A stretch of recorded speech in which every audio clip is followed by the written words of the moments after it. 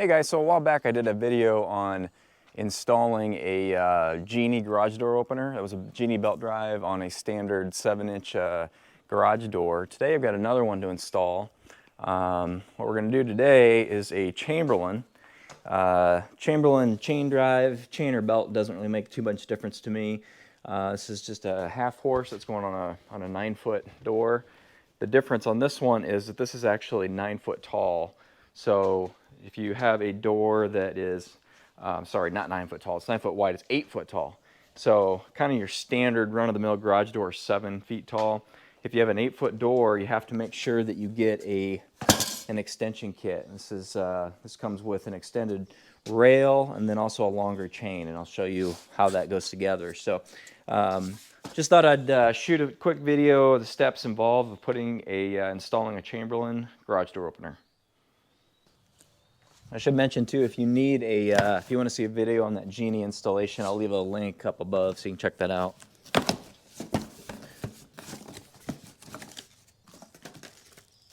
Instructions. This is one job that you do want to use your instructions.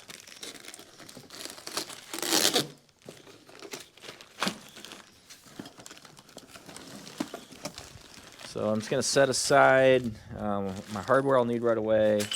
Chain I'll need fairly soon, but let's get everything pulled out. These things are my sensors, my brackets for the sensors. I'll set these aside. This will be one of the last things we do.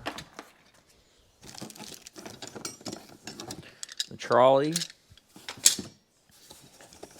These are bits that attach everything together. Hardware, you'll see.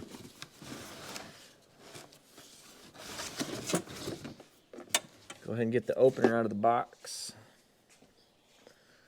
Find a nice piece of cardboard to sit it on, so it doesn't get all scuffed up.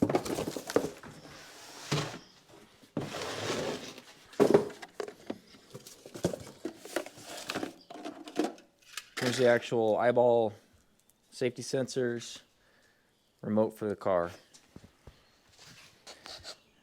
All right, so first step we need to do is get the rail installed. The rail is the piece that your trolley runs back and forth on.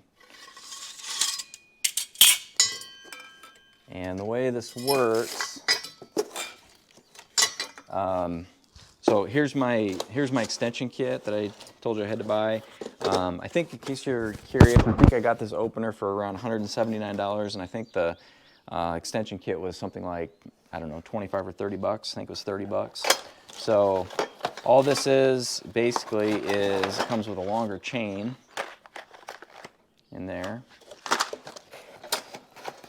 and then it comes with a longer rail section. So what we're going to do is replace the one that came with the garage door opener with this one, and this adds the additional foot that we need for that door. So this piece here that came with the kit, or that came with the original garage door, won't be needed. I can set that aside, it'll just get thrown out.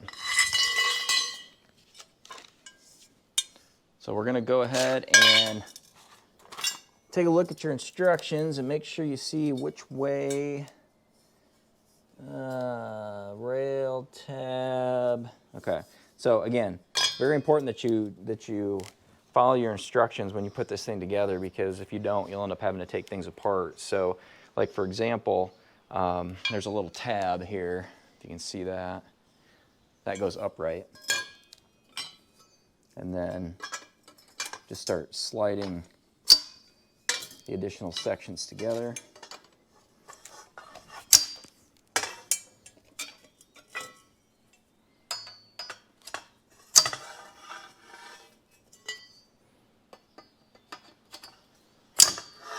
All right, those lock together. That's one difference between this and the Genies that I've installed. The Genies, this rail is, they don't have these connectors here. It just sort of flops together, and until you get everything installed, it wants to kind of fall apart on you. So I like these Chamberlains because they've got these little locking tabs, so it stays together once you slide the sections together. Let's see, so this, I don't even know what they call this. The U-bracket, I guess, is what they call it. So this U-bracket, let's see, make sure I get it oriented correctly. It's going to slide in here. Slide it in all the way to the stops. And then we need to have our trolley. So the trolley is what rides up and down on the track. And let's see, this needs to be oriented in this direction. Pull the brake down, and then it can slide on the track.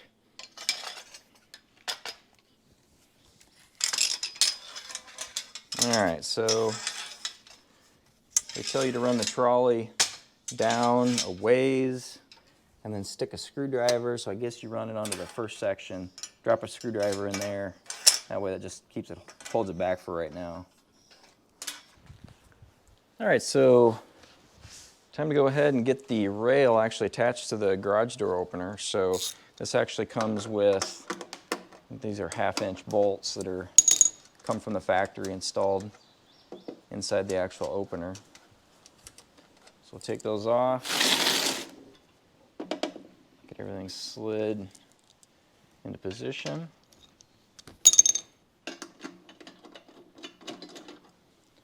And we'll just snug these down. This is just threaded into, like basically sheet metal, just the body of the opener motor itself. So don't put a lot of torque on these. You can strip these pretty easy.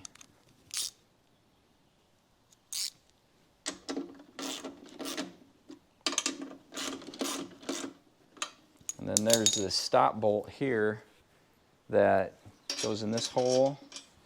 And basically this is just what it does is to make sure that if your adjustments are off, that your trolley doesn't come up and actually smash into your plastic cover. So it's just sort of a safety mechanism. And I need this pliers. And I'll just tighten this up with the pliers.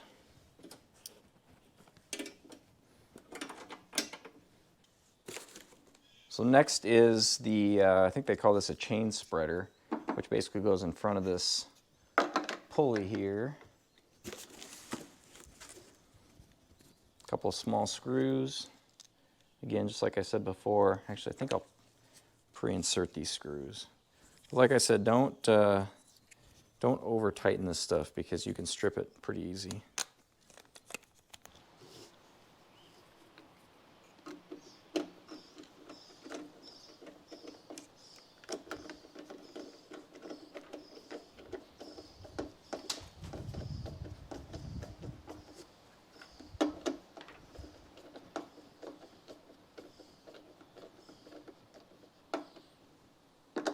All right, chain spreader is installed.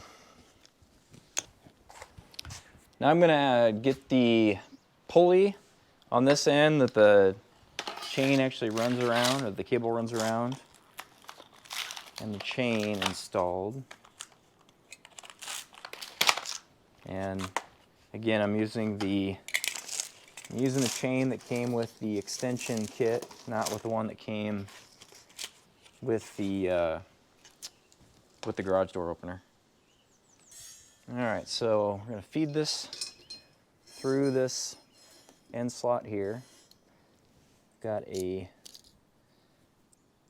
a big black bolt, lock nut, or a lock washer and a nut. Those are 3/8. Get the tape off of this pulley. They tape this because it's greased.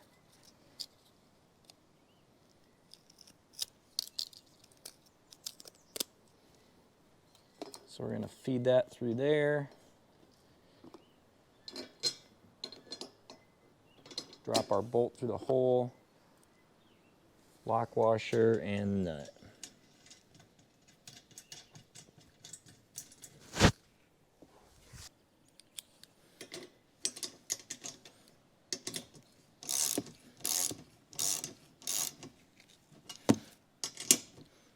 And just snug it up. Doesn't have to be super tight. On the one other thing, this tab here, they want you to bend this tab up, and I think this is, I need to get a narrower screwdriver. Yeah, get a different screwdriver, but this tab needs to be bent up, and I think this is just another kind of a safety mechanism to make sure that trolley doesn't slide all the way off that end, but I've got to get a different screwdriver, and then I'll just bend that up 90 degrees to the rail. Like that. All right, now so we've got our cable through the pulley there. So what I'm going to do is pull this cable, the cable end, I'm going to pull it up to the trolley right there. And then the chain end I've already got looped up around here. So that's going to end up getting wrapped around the actual motor. So the first step that we're going to do is attach this cable to the trolley. So to attach this, they give you these master links, which are, you know, kind of like what you would find on like a bicycle chain or something. So we'll just pop that through, then this link goes on there, and then this clip goes in and holds everything together.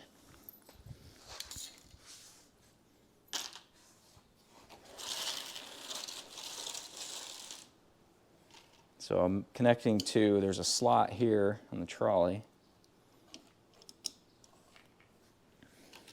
So the first part of the link, and then the backer, and then the clip. And I would show this to you, but since I'm on the bottom side, it'd be really difficult for me to show you, but when you look at it, it'll make sense.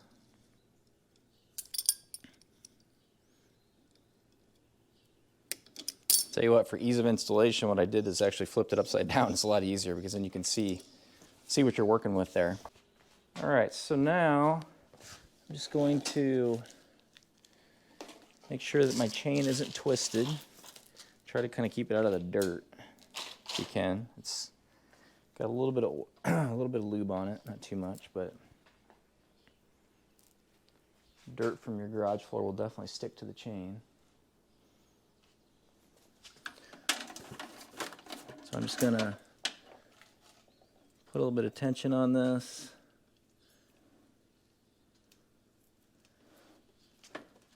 Bring it around, run it around the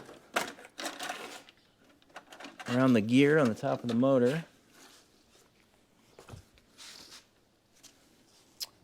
And I probably should have done this before So, all right, so there's this threaded piece that's going to go into the trolley on the chain side. So I've already put one nut on there, and then a lock washer. I'm going to use another one of these master links.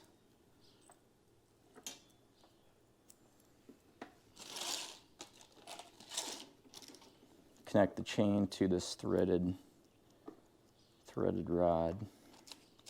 Kind of a long bolt with a flat end, basically.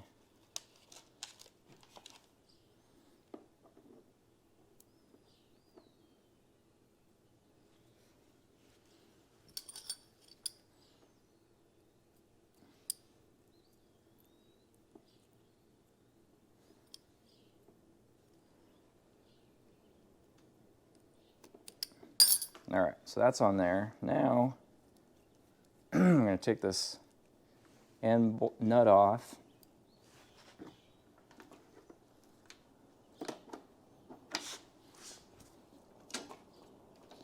I'm going to run that through. Tighten my chain up a little bit here.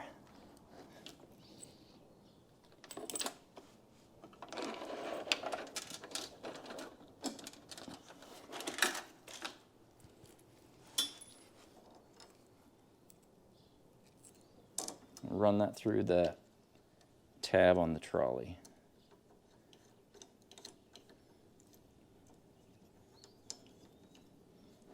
Just kind of finger tighten it for right now. Okay. So I'm going to tighten up this chain now, And the goal here, might be easier with a socket, that's right, I'll just use the pliers. The goal here is to get the chain so that it's, hi buddy, so that it is not hanging below the rail. The instructions say to get it tight enough that the chain is about 1/4 of an inch above the bottom of the rail. And this doesn't have to be super precise. I've had openers that the chains are sagging really low, and they've been that way for years and never really been a problem, but should probably be adjusted. But anyway, tighten it until the chain is 1/4 of an inch above the bottom of the rail. Something kind of like that. And once you have it adjusted, just make sure you tighten your backing nut here, your second nut, which is on the lock washer side, and that'll get everything cinched down so it doesn't move. All right, chain is on. Okay, what I've done now, I've got the door closed obviously, and I found the center line of the garage door, and I went up and I just put a mark up there on the header, right in the center of the garage door. Now, depending on your application, you have to make sure that you've got something sturdy framing-wise to attach this bracket to that the rail's going to go into. This, you know, is a newer home, so it was built right, and it's got a 2x10 up there actually. But you may have to, you know, put a 2x6 or 2x4 or something in there if you've got open framing. But you have to make sure you've got good solid framing to get this attached to. But anyway, now what I'm going to do is I need to determine. I don't know if I can do this on camera, but I'm going to run the door up, and I need to determine the highest part of travel of the door. So, you know, as it comes up on the rail, it kind of crests. And I need to figure out, I've got a tape measure, I'm going to figure out what the very highest part of travel is. I'll get a measurement there, and then I need to make a mark on that header 2 inches above what the highest part of the travel of the door is. So basically what we're trying to do is just make sure that when we mount this rail to the header, when we mount the bracket to the header, which the rail will mount to, that it is at least a couple inches above the garage door so it doesn't rub on the door when it opens and closes, if that makes sense. So I'm going to get a measurement now. Probably easier to do with 2 people.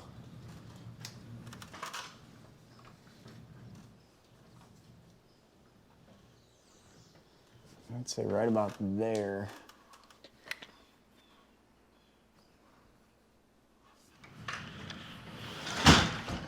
Definitely easier to do with 2 people.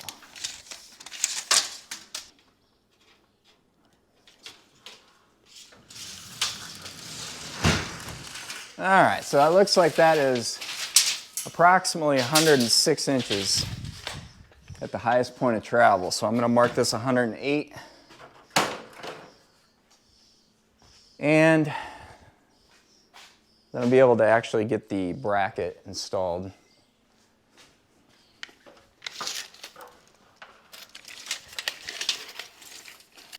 All right, so here's my horizontal line at whatever that was, 108 inches, I think. So as you can see, I've got a torsion spring with a bracket that's pretty close. It's only about an inch away. So I'm just, I'm putting this bracket fairly close. It'll be, it'll be slightly higher than the recommended measurement, but there's a little bit of flexibility there, so it's not critical.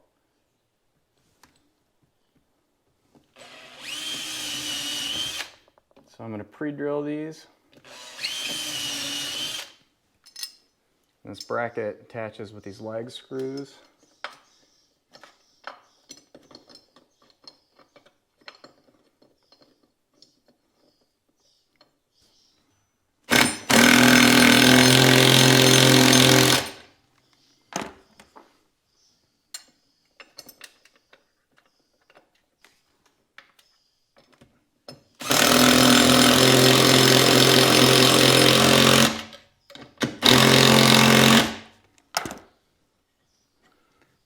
I've got a bracket to attach our rail to now. Now it's time to actually hang the garage door opener. So it's best to do this with 2 ladders, or ideally 2 people, but 2 ladders works pretty well. I'm using one of the supplied pins, and then has a little ring that goes in the pin to secure it. So the idea here is to get the end of the rail in that head bracket that we just installed. But before I do that, I'm going to lift this opener up and get it supported on this second ladder.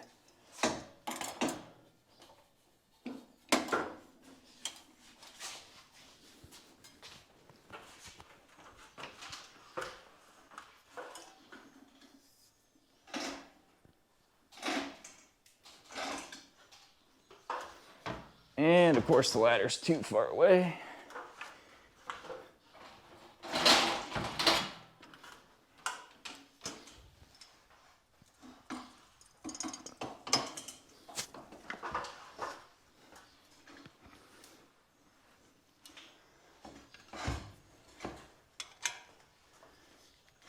I know you can't see this from down there, but it's pretty self-explanatory. You just run the pin through the hole in the bracket, and then I'll take my little ring, pop it through the end so it doesn't come out. Okay.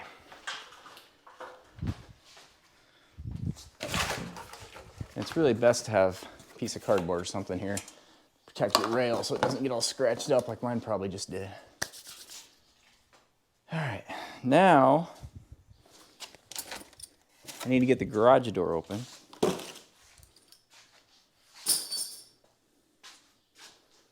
So I'm probably going to actually use this ladder.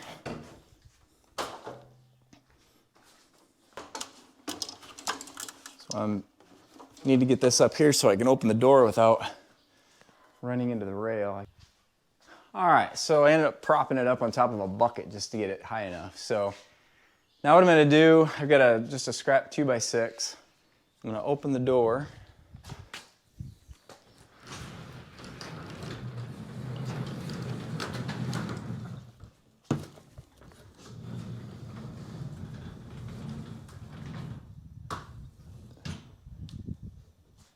All right, let's get the door open. I'm going to take this 2x4 and set it on the door, a 2x6, and then that opener can actually sit on that. Now it won't fall. And that'll give me, using a 2x like that ensures that you have decent spacing there. So that's 1.5 inches. You know, that way you'll know for sure that it's not going to rub on its path up. So that kind of gives us our kind of our baseline for how high we need to mount the actual motor.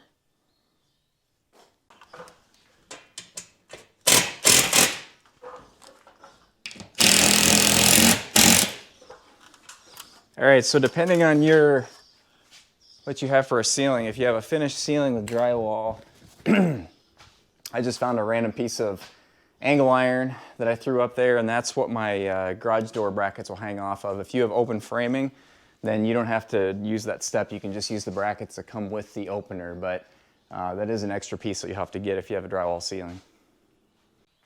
Hanging the actual opener is pretty easy, so you get these pieces of angle that come with the garage door opener, and I just cut these to length. I just took a hacksaw and cut them off to length. Again, if you have an open ceiling without drywall, you don't have to really cut anything, just let them run wild, but you need to have your lengths fairly accurate if you have a covered ceiling like I do.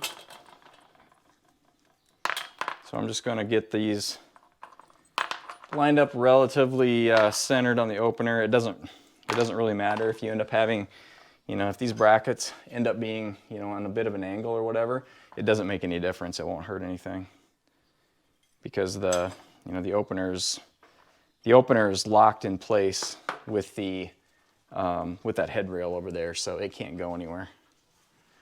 All right, so I'm gonna go. So I'm using.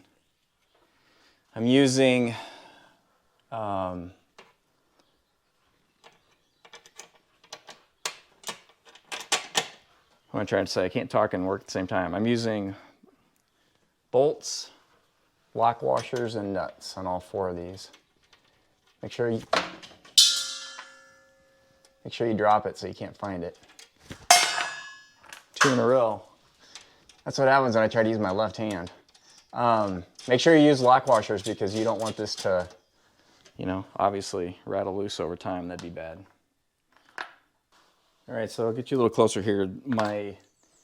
There's my 2x4 with the, you know, obviously with the rail laying on the door, but you probably can't tell on camera, but that has the head downhill. So I've cut these a little bit short, and I can pick up on it a little bit, and by doing so, I'll get the motor a little bit more in line with the rail. It'll look better. And I don't know if I can do this with one hand. I'll try.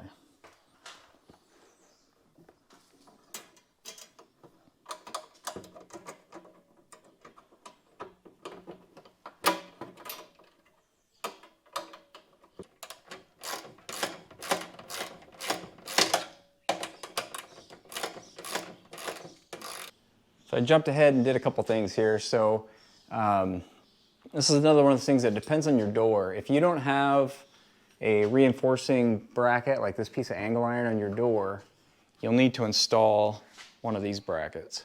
So this will go up on the door, and it says to put it between 2 and 4 inches from the top of the door. So I bypassed that because this door has, you know, a piece of angle iron on here. So I just took a bolt with a couple of nuts, and I put this L bracket that's going to go to the trolley directly on that angle iron. And then I've hung this piece here off the actual trolley with one of those pins that we were using earlier. So now I can open up the door.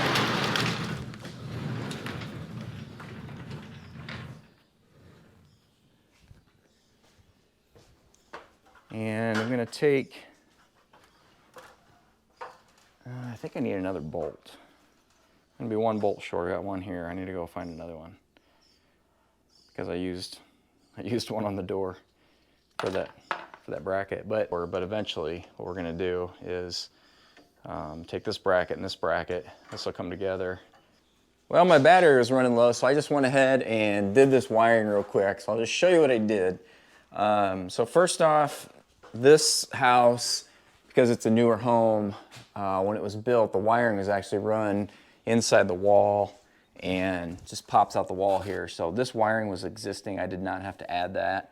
On these Chamberlain doors, these brackets for the 2 safety sensors, they just snap onto your rail. They go on really easy.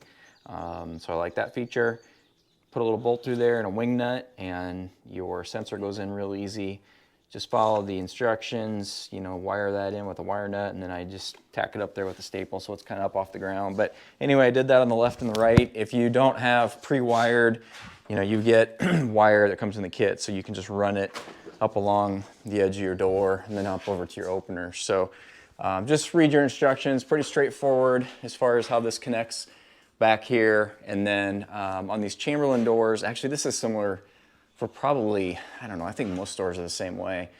But to set it up as far as your travel up and down, you basically just press this program button and it starts to flash, and then you press the up button and you run it up to the point where, you know, as high as you want the door to go.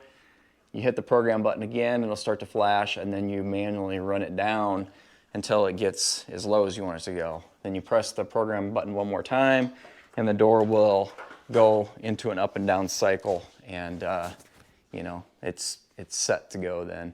I guess I didn't show you this. I showed you when those are dangling, but I just ran a couple of bolts through there. So I've got the arm tied to the door and then up to the trolley.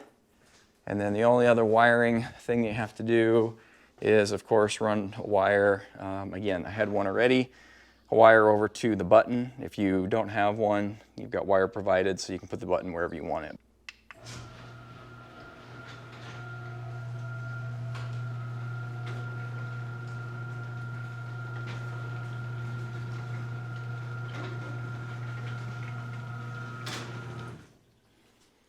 So that's all there is to it, guys. The garage door openers are really pretty simple. Again, this is the Chamberlain. Genies are very similar. There's other, like LiftMaster is basically a Chamberlain. Chamberlain has a couple different names that they run under. And those are kind of the primary ones. There's some other ones too, like Extreme Garage and some other kind of cheaper ones. But in my opinion, when it comes to a garage door opener, I spend a little bit more money and get quality because it's not something you want to mess with. And if you get a good one, they'll last you for, you know, the last 20 years or something. So they'll last a long time. But that's all there is to it. Hopefully you guys found that video helpful. Do me a favor, like and subscribe, and we'll see you in the next video.